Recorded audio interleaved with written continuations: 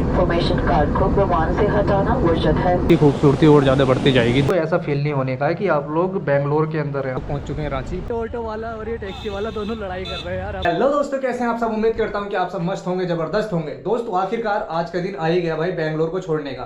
बेंगलोर में मैं खाना खा खा के ना यहाँ पर इतना ज़्यादा पक चुका हूँ भाई, मेरा पेट भी नहीं भरता। खाना तो अच्छा मिलता है बट पीजी के अंदर इतना ज़्यादा बुरा खाना मिलता था। और आज हम लोग ट्रेवल करने वाले हैं बेंगलोर से रांची के लिए। तो जस्ट अभी 9:45 पर मेरी कैंपीगौड़ा एयरपोर्ट से भाई फ्लाइट है। वो इंडियन एयर, वो सॉरी कौन सा था एयर इंडिया के अंदर है वो। भाई पता नहीं कितने का टिकट हुआ, 9,934 रुपये का हुआ है शायद। और अभी भाई ये पूरी पैंट है सूखने का, मैं इंतजार कर रहा हूँ लेकिन ये सूखने का नाम नहीं ले रही है। पूरी रात फैन चला चला के मैं थक चुका हूँ, मुझे ठंड लग गई है लेकिन ये सूखने का नाम नहीं ले रही है। फाइनली भाई मैंने अपना लगेज पैक कर लिया है और मैं भी रेडी हो चुका हूँ जाने के लिए। बट अभी 6:30 बजे हैं और मेरी जो फ्लाइट है ना वो 9:45 की है। और पीजी के अंदर जो ब्रेकफास्ट का टाइम है वो 7:30 बजे स्टार्ट होता है। ज़्यादा दूर नहीं है वो, आप लोगों को पता ही है। जस्ट ही आप लोग सामने देख रहे हैं ना, ये सामने यहाँ से एयरपोर्ट है, लेकिन फिर भी भाई 3 या 4 किलोमीटर दूर जाना पड़ता है। चलिए दोस्तों, मैं रूम से बाहर निकल कर आ चुका हूँ और ये सुबह का मौसम है भाई, काफ़ी ज़्यादा खूबसूरत है। अरे ये लड़का आ रहा है भाई, दोस्ती है अपना। क्या हाल है वीर? बढ़िया भाई। बढ़िया हो गई ड्यूटी? चलो भाई, हाय गाइस, बढ़िया, चलते हैं, मिलेंगे फिर। जा रहे हो? सबसे पहले कुछ खाने के लिए लेना पड़ेगा क्योंकि एयरपोर्ट के अंदर और फ्लाइट के अंदर बहुत सारी चीज़ें कॉस्टली मिलती हैं। यहीं से कुछ लूँगा, चिप्स वगैरह का पैकेट। वहाँ का सारा काम ख़त्म और अब बस सीधा रैपिडो का वेट करना है, उसके बाद सीधा निकलना है भाई एयरपोर्ट। पहली बार मुझे टैक्सी भी मिल चुकी है। ये टैक्सी वाला मांग रहा था 350 रुपये, जबकि मैं यहाँ से जाता हूँ 10 रुपये में एयरपोर्ट।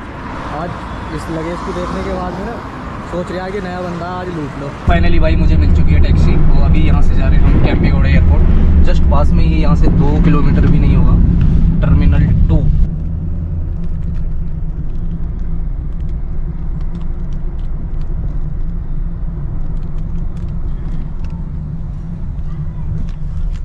पहुँच चुके हैं एयरपोर्ट और ये है इसका टर्मिनल 1, लेकिन हमें जाना है भाई टर्मिनल 2। तो अभी सीधा जाएंगे हम लोग। बेंगलोर का एयरपोर्ट काफ़ी खूबसूरत बना हुआ है, एकदम से भाई स्मार्ट करके है ये। अंदर से मैं इसका इंटीरियर भी आप लोगों को भी दिखाऊंगा। टर्मिनल 2 का, टर्मिनल 1 मुझे जाना नहीं है, वरना मैं टर्मिनल 1 भी आप लोगों को दिखाता। आज मुझे यहाँ पे एक चीज़ पता चली है, अंकल जी ने मुझे बताई है कि जिसके हाथ में भी ट्रॉली बैग रहता है उससे मतलब जो भी कार वाले होते हैं वो थोड़ा सा चार्ज ज़्यादा लेते हैं, क्योंकि इन लोगों को अंदर ले आने में थोड़ी सी दिक्कत होती है, घुमा के लेकर जानी पड़ती है टैक्सी, इसलिए थोड़ा सा चार्ज ज़्यादा लेते हैं। वो खाली हमारे पास में पीछे वाला जो हैंड बैग है वो रहता है तो उससे थोड़ा सा कम लेते हैं। सामने है बायल प्रोजेक्ट ऑफिस और इसके बिहाइंड हमारा है सीमेंस का ऑफिस, वहीं पे हमारा ऑफिस है। बट अभी आज छोड़ के जाना पड़ रहा है उसको। तो यहाँ पे भाई काफ़ी दिन मैंने गुजारे, बहुत अच्छा लगा बेंगलोर के अंदर। बट पीजी का जो खाना है ना उसको मैं बार बार कहूँगा कि पीजी के अंदर आप लोग कभी भी ट्राई करें तो पीजी का खाना एक बार ज़रूर चेक कर लें, उसके बाद में तभी वहाँ पर रुकना, क्योंकि पीजी का खाना आप लोगों का कम से कम 10 दिन में 5 किलो वजन कम कर देगा। बेंगलोर के अंदर हिंदी अच्छे से जानते हैं लोग, लेकिन तमिलनाडु के अंदर आप लोगों को कम हिंदी मिलेगी। हिंदी आए तो बस किधर भी घूम सकता। हाँ, हिंदी आएगा तो किधर भी जा सकता है। बहुत खूबसूरत बना है, एक तो है बेंगलोर के एयरपोर्ट। फाइनली दोस्तों मैं टर्मिनल 2 में पहुंच चुका हूं और ये देखो भाई कितना हाईजेक, इतना स्मार्ट बना हुआ है ये टर्मिनल 2। ये जो आप लोग ऊपर देख रहे हैं ना ये लकड़ी का है, लेकिन इसके ऊपर पेंट कर दिया तो ऐसा लग रहा है जैसे स्टील का हो। मुझे ये सारी की सारी जानकारी ड्राइवर ने दी थी। अभी मैं अंदर से दिखाऊंगा, काफ़ी खूबसूरत ये बना हुआ है। सबसे पहले मुझे यहाँ पे बोर्डिंग पास चाहिए। बोर्डिंग पास के लिए यहाँ पे आगे मशीनें लगी हैं, मैं एक बोर्डिंग पास निकालूंगा अपना। सबसे पहले यहाँ पे हम लोग बनाएंगे अपना बोर्डिंग पास। बोर्डिंग पास के लिए सबसे पहले डालना पड़ता है PNR, जो आपके टिकट में दिया होता है ऑलरेडी। ये बोर्डिंग पास निकल आया और भाई ने बहुत हेल्प की है भाई। और मैं इसके अंदर एक स्टिकर भी लगाऊंगा तो सीधा चेक इन करने के बाद अंदर जाऊँगा। किधर से जाना है ब्रो अंदर? इधर से जाऊँगा, इधर से। और ये इसका इंटीरियर है ना भाई, बड़ा ही गजब का इंटीरियर है, क्योंकि अभी तक मैं बहुत सारे एयरपोर्ट पर गया हूँ बट ऐसा इंटीरियर मैंने नहीं देखा। मुझे जाना पड़ेगा D18 पर, क्योंकि मेरा बोर्डिंग गेट है D18। अभी ये चल रहा है C, इसके आगे है D, उसके आगे F, तो बीच वाले पे मुझे जाना पड़ेगा। जैसे जैसे भाई अंदर बढ़ोगे वैसे ही वैसे इसकी खूबसूरती और ज़्यादा बढ़ती जाएगी। देख रहे हो कितना कमाल का बना हुआ भाई। वो सबसे पहले भाई यहाँ पर होगी सिक्योरिटी चेकिंग और बैग भी चेक होगा, मैं भी चेक होऊंगा, हो सकता है मेरा ये वाला बैग भी चेक करना पड़े। तो अभी देखते हैं भाई क्या होता है यहाँ पे। चेकिंग करने के बाद में मैं आ चुका हूँ पूरी तरह से अंदर। अब बस मुझे पहुँचना है D18 पर। तो ये देख लो भाई बहता हुआ झरना, लोग यहाँ पे सेल्फी ले रहे हैं। ये काफ़ी खूबसूरत बना हुआ है इसका इंटीरियर। और ऊपर जितना भी आप लोग ये देख रहे हैं इसके अंदर भाई ये लकड़ी का काम है और मुझे जाना होगा सीधा अंदर। आप लोगों को ऐसा फील नहीं होने का है कि आप लोग बेंगलोर के अंदर हैं। आप लोग ये सोचेंगे कि भाई मैं इंडिया के अंदर हूँ ही नहीं, क्योंकि इतनी खूबसूरती भाई किसी और दूसरे एयरपोर्ट पर आप लोगों को शायद ही देखने के लिए मिलेगी, जहाँ तक मेरा तजुर्बा है। इसके इंटीरियर में जरा सी भी कसर नहीं छोड़ी है।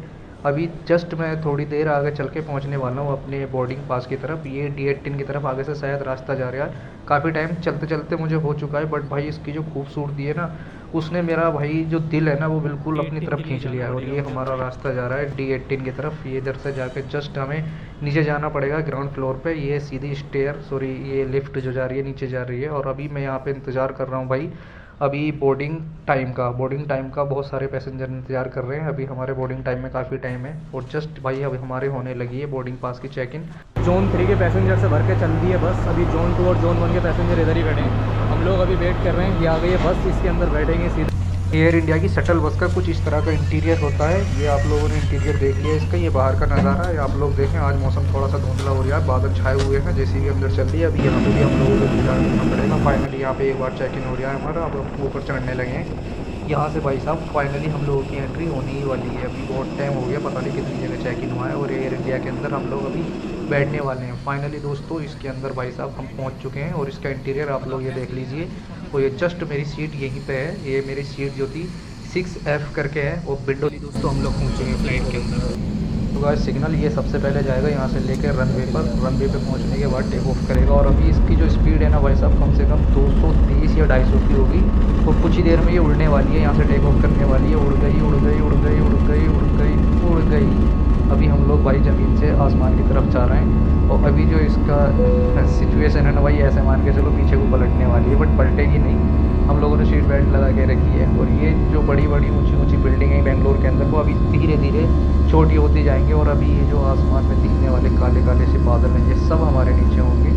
और वही साथ ये देखें खूबसूरत सा नज़ारा, इतना खूबसूरत ये नज़ारा है। और ऐसा लग रहा है जैसे कि यहाँ पे फ्लाइट रुक चुकी हो, बट ये रुकी नहीं है भाई, चल रही है। और पता ही नहीं चल रहा है कि ये चल रही है ना चल रही है। लेकिन आज मौसम बहुत ज़्यादा ख़राब है, बार बार टर्बुलेंस आ रहा है। ये बादल क्योंकि मौसम बारिश वाला है ना, तो मैंने करीब 11:30 के बाद में वीडियो स्टार्ट की है। उससे पहले तो मुझे धुंधला था, एकदम से कुछ दिखाई नहीं दे रहा था। और ये बादलों को देख के मैं सोचता हूँ काश कि ये बादल मेरे दोस्त होते और मैं इनके ऊपर बैठे करता आराम से। आपके सहयोग के लिए धन्यवाद। Jackass, may we have your recognition, please? A seatbelt sign will be switched on shortly. Guests who wish to use the lavatory may do so now. The use of the lavatory will not be permitted once the seatbelt sign is switched on. अभी यहाँ पे कुछ announce हो रहा है भैया, कुछ खाओ पियो मस्ती करो। बट इन बादलों के ऊपर मैं तैरे करता, मज़े ले करता, पर ऐसा होता नहीं है। बड़ा ही खूबसूरत से ये नज़ारा देखने के लिए आप लोग मिलेगा, पर इसका नज़ारा देखने के लिए बड़ा चार्ज देना पड़ता है भाई, जीप डेली हो जाती है। आपसे निवेदन है कि अपनी इलेक्ट्रॉनिक उपकरण बंद कर ले या एयरप्लेन मोड में रखें। सामान्य शौचालय का प्रयोग वर्जित है। आपातकालीन स्थिति के अतिरिक्त लाइफ जैकेट और सेफ्टी इंफॉर्मेशन कार्ड को विमान से हटाना वर्जित है। धन्यवाद। हम लोग रांची पहुंचने वाले हैं। ये धीरे धीरे नीचे की तरफ करने लगा है भाई लैंड। और ये छोटे छोटे से घर और छोटे छोटे से रास्ते भी दिखाई दे रहे हैं मुझे। तो अभी ये बंजर सी ज़मीन दिखाई दे रही है और कुछ पेड़ पौधे से दिखाई दे रहे हैं। और लग रहा है कि मुझे अभी कुछ ही देर में हम लोग पहुंच जाएंगे रांची, क्योंकि काफ़ी टाइम पहले अनाउंस भी हो चुका है रांची पहुंचने का। और इसके अंदर भैया हम तो बैठे हैं बस, और ये नहीं पता चल रहा है कि हो क्या रहा है। बस ये हिल रहा है। और ये भाई खूबसूरत सा नज़ारा, जैसे जैसे नीचे जा रहा है वैसे वैसे हरियाली भी बहुत तेज़ बढ़ती जा रही है। और अभी ये बादल भाई पता नहीं कहाँ तक हमारा पीछा नहीं छोड़ रहे, बिल्कुल नीचे आ गए हम लोग। फिर भी ये बादल ऐसा लग रहा है कि अभी भी धुंधला धुंधला से दिखाई दे रही होगा आप लोगों को।